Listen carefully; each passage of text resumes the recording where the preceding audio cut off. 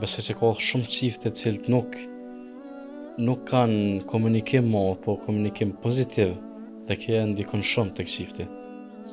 Zemra nuk jeton nuk jeton me një dashuri që nuk shprehet, ose nuk jeton me një heshtje të ftohtë. Nuk jeton kështu. Por zemra jeton me fjalë dashurie, me fjalë që ngrohin shpirtin. Pejgamberi sallallahu alaihi wasallam ai nuk u afshihte dashurinë familjes së tij. Ai e shprehte dashurinë bashkëshortes së tij. Ai shprehte dashurinë bashkëshortes së tij. E dëgjonte bashkëshorten e tij. Ishte i butë me bashkëshorten e tij.